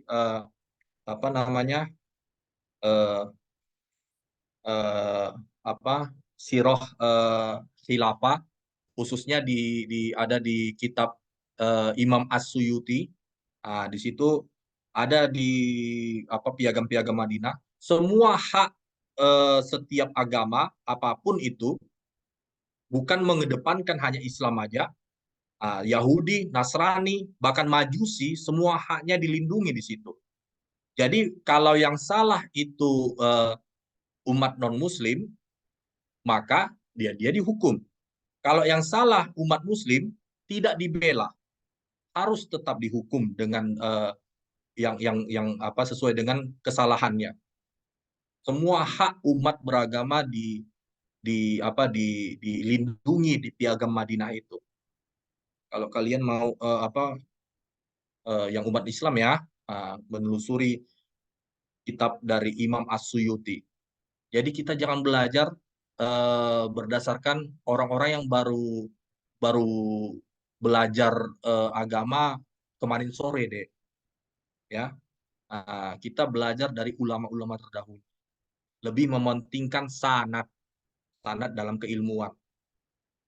Yang sampai langsung ke Rasulullah. Istilahnya dari Rasulullah ke Khalifah Rasyidin, dari Khalifah Rasyidin ke tabi'in sampai ke ulama-ulama di bawahnya, baru sampai ke misalnya empat imam mazhab gitu kan. Itu harus bersambung ilmunya. Jadi jelas pemahamannya deh. Karena abang contohkan kayak peraturan di negara kita aja, peraturan tertulis itu satu kata aja bisa diselewengkan. Bahkan nggak sedikit, pernah kalian lihat kan kepolisian yang justru menyalahkan korban yang dibegal akibat salah dalam menafsirkan kalimat yang ada di peraturan, nggak memahami konteksnya. Begitu juga kalian kita dalam beragama, mau agama apapun itu. Jadi harus berdasarkan sanad keilmuan yang jelas. Jangan yang justru mengedepankan kebencian hanya karena giroh giroh sentimen agama tadi, lantas kalian serap banyak-banyak yang kayak gitu unsur kebenciannya. Aduh, yang rusak nanti hati kalian sendiri. Di sini tips asyik anti radikalisme, mampu memahami menerima perbedaan, ya kan, terbuka dengan segala perbedaan. Jadi walaupun ada yang kita lihat hal-hal baru, kita nggak langsung menjustifikasi atau bertindak seolah kita merendahkan. Walaupun itu salah menurut kita, ya, karena yang kita kedepankan itu mengajak, bukan mengejek, merangkul, bukan memukul, ya. Terus ada membangun hubungan baik antar individu dalam organisasi, menjadi mediator. Ini kalau ada crash, konflik, apapun itu, apalagi berurusan dengan agama, kita harus menjadi mediator, penengah, ya, jangan justru terprovokasi. Apalagi di dalam Islam kita dituntut untuk menjadi umat yang pertengahan, enggak condong ke kiri, enggak juga condong ke kanan. Mampu menganalisis permasalahan dan mampu menghadirkan solusi dari permasalahan itu. Oke, yang berikutnya, menginisiasi atau mempresentasikan pemerintah di lingkungan kerja dan masyarakat. Nah, kalau ada kebijakan-kebijakan pemerintah yang itu nggak sedikit itu, yang sering miskomunikasikan, bahkan khususnya di media sosial itu nggak sedikit itu yang suka kali mempleset-plesetkan supaya ke arah yang salah dari kebijakan pemerintah itu. Biasanya itu ulah-ulah oposisi, ya kan? Ya biasalah kalau berebut kekuasaan kayak gitu memang. Jadi kalian jangan mau ditunggangi oleh kepentingan. Jadi segala informasi itu harus dengan jelas. Kalau nggak ada yang menyalah, jangan kalian salahkan, kalian dukung. Tapi kalau ada yang salah, baru kalian sampaikan dengan benar atau melalui proses yang sesuai, gitu. Kalian juga harus mampu menyampaikan tujuan atau segala hal lah kebijakan pemerintah itu yang persepsikan di masyarakat. Yang berikutnya mampu membuat kebijakan yang mengakomodasi perbedaan latar belakang bla bla bla gitu kan. Oke. Nanti kompetensinya itu yang pertama tentu perekat bangsa. Itulah tadi, kalian harus bisa menjadi mediator atau perpanjangan lidah pemerintah juga gitu kan. Selama itu benar ya, selama itu benar. Jadi jangan kalian menyimpulkan apa namanya kebijakan itu yang belum jelas faktanya. Terakhir disimpulkan ke arah yang salah, itu sering kali kayak gitu. Terus ada komitmen kebangsaan. Komitmen kebangsaan di sini ya lebih mengedepankan apa namanya toleransi, nanti toleransi ada lagi, lebih mengedepankan gotong royong dan segala macam gitu. Cinta bangsa, loyalitas terhadap NKRI dan segala macam. Pancasila. Yang berikutnya ada toleransi. Iya, toleransi. Toleransi itu tentu kalau dari kata toleransi pasti ada unsur perbedaan di dalamnya. Makanya mau saling menghargai. Toleransi itu lebih bertujuan kesetaraan, bukan menyamaratakan ini ya. Ingat perbedaannya itu. Yang lebih dikedepankan itu kesetaraan, bukan menyamaratakan. Harus beda itu. Kesetaraan maksudnya di sini semua hak, apapun itu agamanya, apapun itu sukunya, harus punya kesempatan atau hak yang sama. Bukan menyamaratakan. Ingat, toleransi itu pasti karena ada perbedaan. Jadi bukan untuk disamaratakan. Contohnya gini, misalnya kayak pernah nggak kalian lihat Hotman Paris, dia datang ke pesantren. Di situ dia kan hanya datang duduk, walaupun di pesantren itu lagi ada sholat, ya kan? Sedang melaksanakan sholat. Jadi jangan pula nanti misalnya di umat agama lain, misalnya ada diundang gitu kan, harus ikut ibadahnya dan segala macam. Itulah yang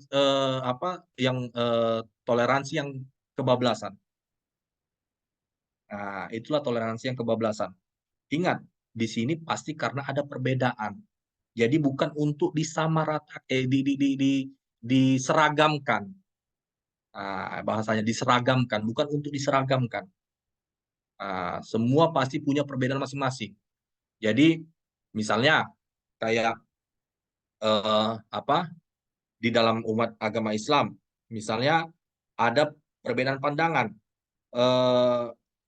Satu sisi melarang untuk mengucapkan selamat ataupun mengucapkan apapun saat hari raya agama lain. Tapi di satu sisi ada yang memperbolehkan. Itu hanya perbedaan khilafiyah di situ. Jadi jangan kalian yang nggak memperbolehkan itu lantas menyalahkan yang memperbolehkan, ya. Karena dari ulama Mesir juga Al-Azhar ada yang memperbolehkan. Mereka rujukannya jelas ulama 4 imam mazhab. Para habaib juga ada yang memperbolehkan. Bukan berarti yang memperbolehkan itu lantas kalian cap sebagai sekuler, liberal, enggak. Nggak bisa itu kalian mengecap kayak gitu.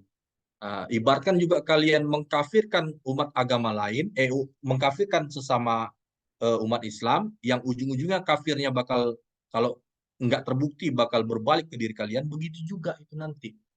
Kalian cap liberal, balik juga itu nanti ke diri kalian. Bisa jadi kalian terlalu fanatik. Gitu. Oke?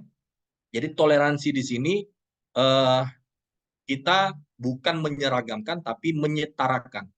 Jadi misalnya ada umat agama lain yang ikut sholat Jumatan, itu bukan bentuk toleransi ya, Dek ya.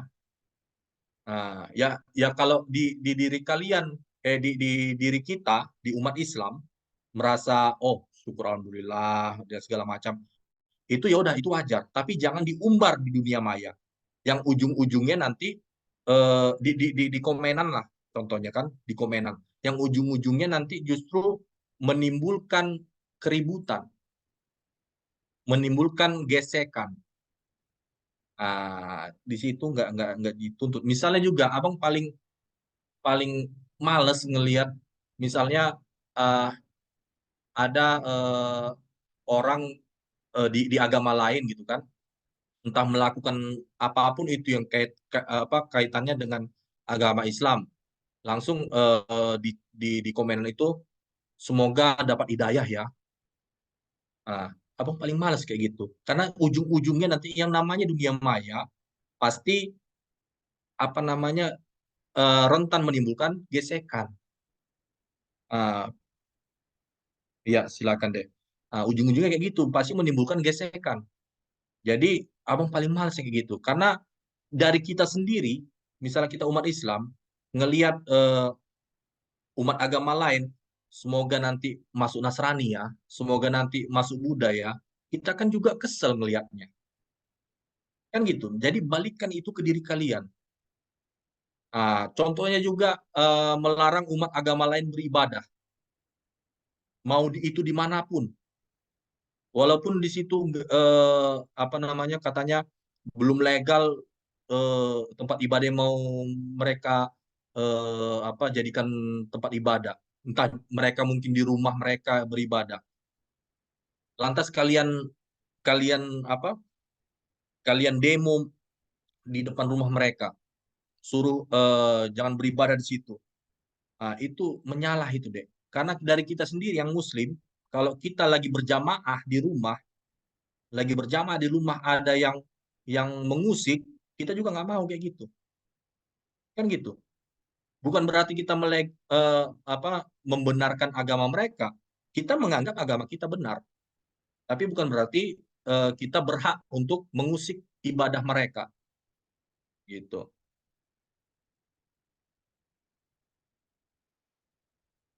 Nggak sedikit yang abang lihat kayak gitu di medsos. Apalagi yang baru-baru kemarin tuh kan, di daerah mana itu? Daerah Medan juga itu. Merusak aja kayak gitu. Terus ada anti kekerasan. Anti kekerasan di sini mampu menolak tindakan seseorang yang atau kelompok tertentu yang menggunakan cara-cara kekerasan dalam mengusung perubahan. Ya udah banyak lah contohnya kan. Ini nggak perlu lah Bang jabarkan lagi.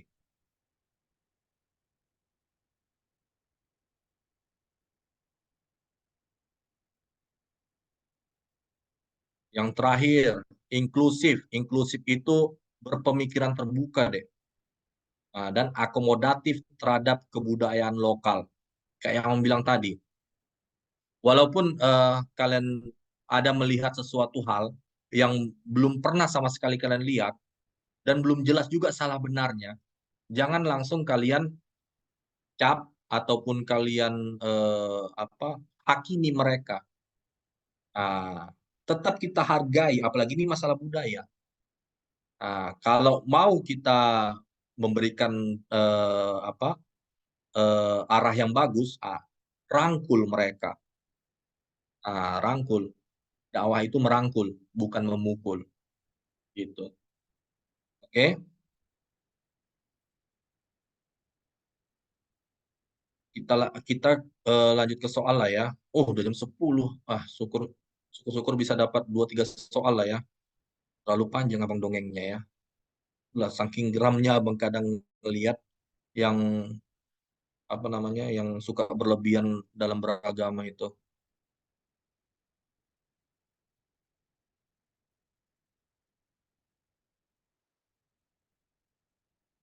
Bentar ya, kok jadi terhapus tadi soalnya.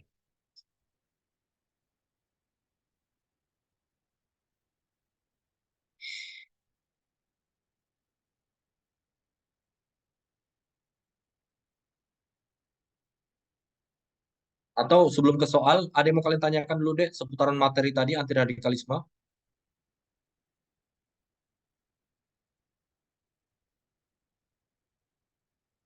Ini abang penjelasan abang tadi bukan untuk apa namanya menyinggung, ya kan? Tapi di sini membuka pikiran lah, sama-sama kita membuka pikiran supaya betul-betul kita bisa menyelaraskan antara urusan agama dengan urusan bermasyarakat atau bermuamalah.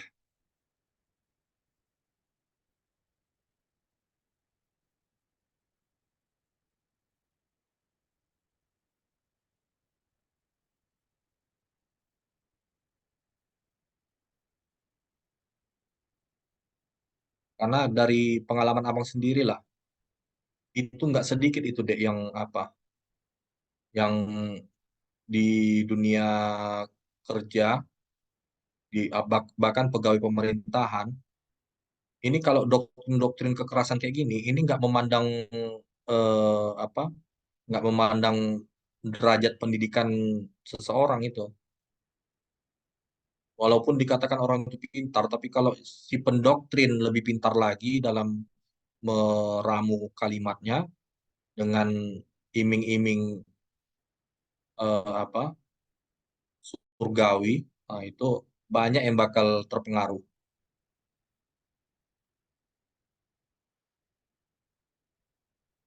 Oke, kita lihat nomor 104. Anda memiliki teman yang berasal dari Banjar, memiliki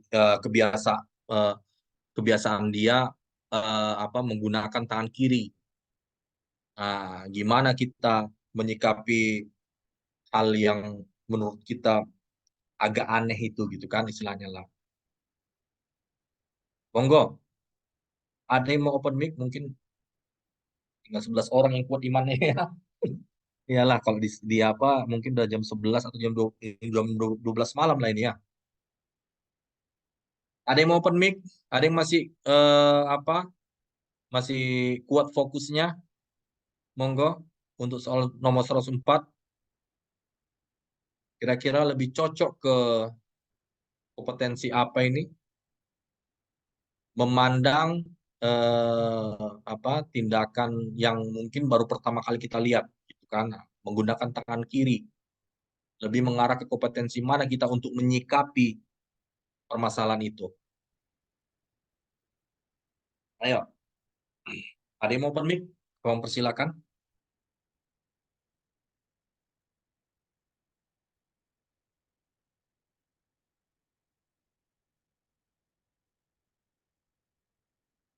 Ini tinggal yang CPNS kah? Iya, CPNS. Oh, ada yang Sekdin ya. Monggo.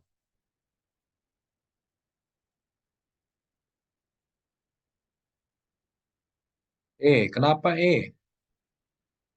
Monggo deh kalau mau open mic. Kami persilakan.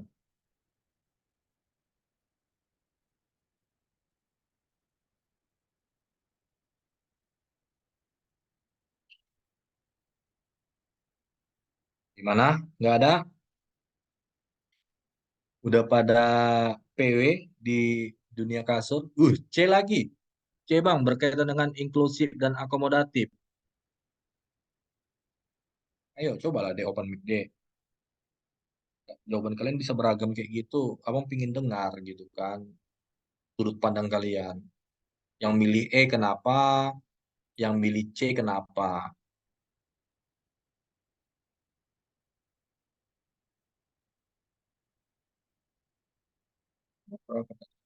Terus 4.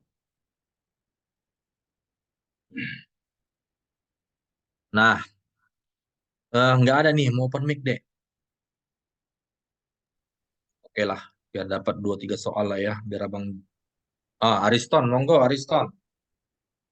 Jawaban saya Abang mengingatkannya untuk menggunakan tangan kanan untuk menjaga kenyamanan makan bersama-sama karena di situ di soal kita lihat ia terlihat makan menggunakan tangan kiri berarti ini berarti kita nggak tahu itu apakah itu kebiasaan buruknya atau itu bawaan lahir jadi kita nggak perlu berasumsi banyak makanya saya menjawab Abang mengingatkannya untuk menggunakan tangan kanan Bang. Oke, siap. Jadi ayam ya. Ya Bang. Beragam ini. E, C, sama A. Mantap. Ada lagi yang mau open mic? Mana nih yang milih E sama C? Bisa belajar atau berusaha pakai tangan kanan. Nah, ingat, masalah sopan santun, masalah kalau moral mungkin masih masih bisa lah dikatakan di setiap daerah masih bisa dikategorikan hampir sama. Tapi kalau masalah sopan santun, masalah tutur krama, setiap daerah itu berbeda-beda deh. Bahkan di Indonesia sendiri itu berbeda-beda, ya kan? Jangan kan di Indonesia, di setiap negara pun berbeda. Contohnya di Thailand tuh ya, nggak boleh menunjukkan telapak kaki karena dianggap kurang ajar. Kalau kita nggak ada masalah, ya kan? Naik pun kaki kita, misalnya lagi duduk di sofa panjang gitu kan, naik pun kaki kita, menunjukkan telapak kaki kita itu nggak ada masalah. Nah, itu relatif. Kalau masalah sopan santun, tata krama, itu relatif. Tapi kalau udah moral, biasanya, moral pun itu kalau nggak salah relatif juga sih, ya kan? Tapi kalau udah menyangkut kayak misal masalah eh, moralnya ke arah apa pelecehan, apalagi segala macam lah itu ya mungkin bisa lah. Misalnya moralnya itu eh, rasis pun bisa dikatakan moral tuh kan. Nah, kayak di katakanlah di India, di Korea itu rasisnya masih kuat. Nah, di Korea sendiri juga rasisnya masih kuat deh. Kalau udah ngelihat apa, walaupun nggak semuanya, tapi masih banyak yang rasisnya kuat, apalagi kalau udah bertemu dengan apa orang kita yang dari eh, Asia Tenggara. Nah, kalau udah kita ketemu dengan Indonesia, Vietnam, segala macam lah, itu kuat rasisnya. Ya kita pun ada juga yang kayak gitu ya, ada sedikit yang rasis, tapi kan nggak terlalu gimana kali kan. Nah, jadi gimana kira-kira ini? Nggak ada lagi yang mau open mic? Oke, jadi gini, eh, ini masalah penggunaan tangan kiri. Nah, di sini hanya masalah sopan santun tata krama deh. Karena belum tentu yang kita anggap benar itu juga benar di tempat lain, gitu. Atau belum tentu yang kita anggap salah, salah, salah juga di tempat lain. Nah, kita makan eh, kalajengking, makan apa, itu biasa. Tapi kalau di Tomohon sana, sorry, kok biasa? Itu nggak biasa, terlalu ekstrim sama kita. Tapi kalau di Tomohon, di Thailand, itu udah kayak jadi makanan sehari-hari mereka di Cina. Nah, makanya kalau masalah penggunaan tangan kiri ini masih apa deh? Masih kita nggak boleh mengejudge. Nah, kita nggak boleh menyuruh dia merubah kebiasaan dia. Tapi kalau misalnya kebiasaan dia dalam hal jorok gitu misalnya, semua orang ya kalau jorok memandang jorok itu ya salah kan gitu. Tapi kalau ini enggak lah. Nah, jadi di sini tetap pilih opsi kita nggak mengejudge dia deh. Nah, kita nggak apa namanya? Mana opsinya ini? Tunggu, ini ketutup apa pula? Kita nggak menghakimi dia. Jadi kita lihat yang A, mengingatkannya untuk menggunakan tangan kanan, menjaga kenyamanan makan bersama teman-teman yang lain. Kita nggak bisa juga menyuruh dia kayak gitu. Nah, itu hanya anggapan kita.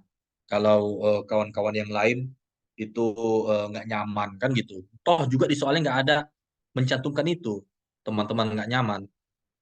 Nah, jadi yang ayam itu tertahan lalu, ya kan? Kita lihat yang lain. Yang bola memaklumi kebiasaan bawaannya dari daerah Banjar yang dianggap perbuatan yang baik. Yang B ini bisa tapi kita tahan dulu. Yang C, mengajaknya makan di tempat yang sepi. Nah, ini berarti nggak menghormati, nggak menghargai kebiasaan dia. Nah, jadi di sini lebih mengarah ke kompetensi inklusif dan akomodatif terhadap budaya lokal ya, Dek ya. Kebiasaan daerah lain. Yang yang D, menyuruhnya untuk belajar menggunakan. Berarti nggak kita hargai kebiasaan dia itu. Yang E, menceritakan dan menggali informasi keunikan penggunaan tangan kiri yang diyakini hal yang baik dalam masyarakat Banjar agar teman-teman yang ikut makan bersama Anda dan teman Anda mengetahuinya. Nah, di sini yang lebih mengedepankan inklusif dan akomodatif terhadap kebudayaan lokal itu yang E. Nah, jadi kita bukan hanya memaklumi, tapi ada unsur edukasinya juga, Dek. Jadi ada unsur edukasinya. Nah, jadi kita buka pandangan teman-teman di sekitar kita itu supaya bisa menghormati si kawan kita yang dari Banjar tadi ini dengan kebiasaan dia itu tadi. Gitu. Maka opsi yang tertingginya itu yang entok. Nah, kalau yang B kan nggak ada kelebihan apapun, hanya memaklumi. Ya kan? Kalau yang E ada unsur edukasinya. Gitu. Maka jawabannya entok. Sampai sini ada yang mau bertanya, Dek? Atau paham? Atau bingung apa yang mau ditanyakan?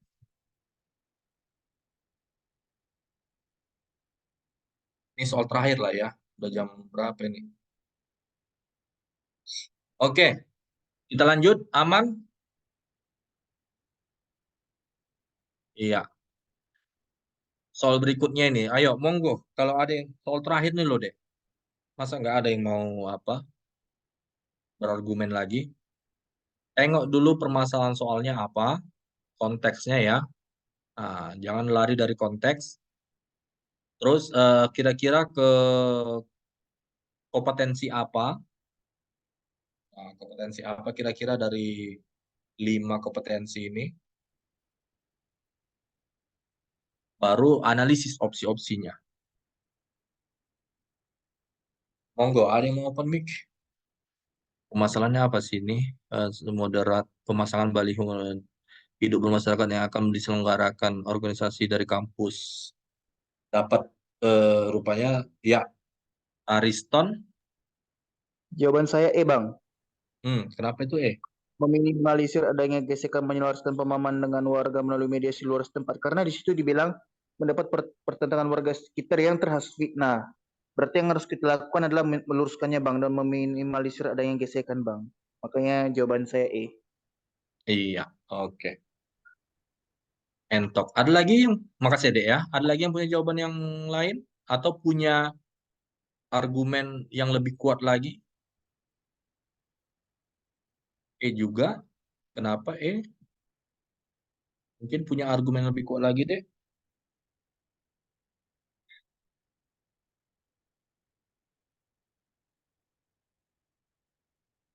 Insya Allah mungkin di Rabu malam atau Kamis malam lah lagi kita untuk membahas tryout terakhir ya. Bisa balik ke materi lagi. Nggak ada? Oke lah, jadi abang jabarkan lah ya. Nah, jadi di sini masalahnya gimana kita untuk mensukseskan tujuan organisasi kita itu, di mana untuk mensosialisasikan moderat dan toleran, tapi nggak menimbulkan gesekan, kan itu ya intinya. Karena pertentangan warga sekitar karena hasutan tadi, fitnah. Memang dari sering kayak gitu tuh kan. Nggak sedikit kebijakan pemerintah nanti diplesetin, difitnah gitu kan. Banyak yang kayak gitu. Jadi di sini bisa pertama tujuannya itu kan bukan tujuannya. Di sini konteksnya kegiatan itu kan berkenaan dengan perekat bangsa.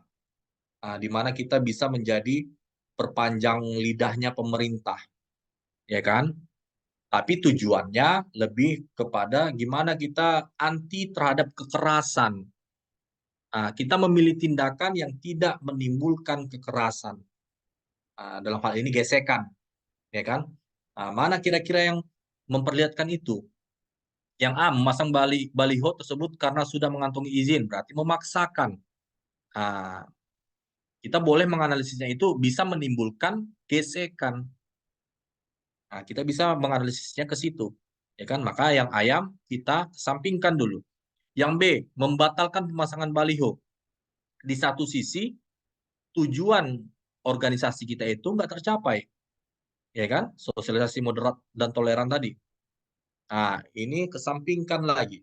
Yang C, memindahkan pemasangan baliho ke lokasi lain. Di sini walaupun kelihatan kayak solusi, tapi kita nggak menyukseskan tujuan organisasi kita itu secara sempurna di situ, kan gitu. Tujuan kita mensosialisasikan moderat dan toleran di wilayah itu. Kenapa balihonya dipindah? Yang C belum menjawab permintaan soal. Yang D, menyebar poster kepada warga sekitar satu persatu sembari menjelaskan tujuan acaranya. Di sini walaupun kelihatannya kayak solusi juga, tapi juga nggak efektif. Poster apa segala macam, dan juga ya bisa kita arahkan analisisnya bisa menimbulkan gesekan lagi. Kita yang datang ke warga dan segala macam kan. Maka yang entok meminimalisir adanya gesekan dan menyelaraskan pemahaman dengan warga melalui mediasi lurah setempat. Jadi entok yang paling tinggi karena itu tadi kita menggunakan kewenangan pejabat setempat guna menyukseskan tujuan organisasi kita tadi, sosialisasi moderat dan toleran. Maka jawabannya entok. Oke, ini kayaknya kita cukupkan ya, Dek ya. 5 soal lagi, insya Allah di pertemuan berikutnya. Sampai di sini sebelum Abang tutup, ada yang mau kalian tanyakan tentang anti radikalisme ini? Mungkin yang selama ini masih bimbang gitu kan. Ini aku juga dalam beragama udah betul belum sesuai dengan anti radikalisme belum nggak ya? Nggak apa-apa. Nanti biar sama-sama coba Abang buka lagi pikiran kalian. Jadi kita harus bisa menyeimbangkan ya antara urusan agama dan urusan bernegara, bermuamalah. Ada yang mau ditanyakan? Nggak ada?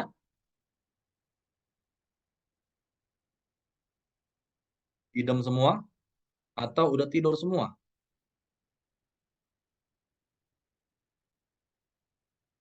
Oke lah. Kalau nggak ada lagi yang mau bertanya, ini Abang tutup lah ya. Aman, cukup Bang, sambil mencerna.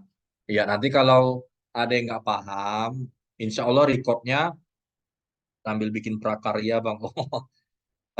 Insya Allah insya Allah nanti bakal ada recordnya, ditunggu aja, bakal di-share sama Bang Mamat nanti linknya di grup ya. Yang jelas setiap record pasti ada di channel Hore Digital ya, channel YouTube Hore Digital.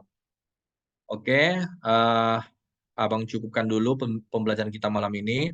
Kalau ada kesalahan kata, bercandaan Abang, apapun itu tindakan Abang mohon maaf kepada Allah, Abang mohon ampun.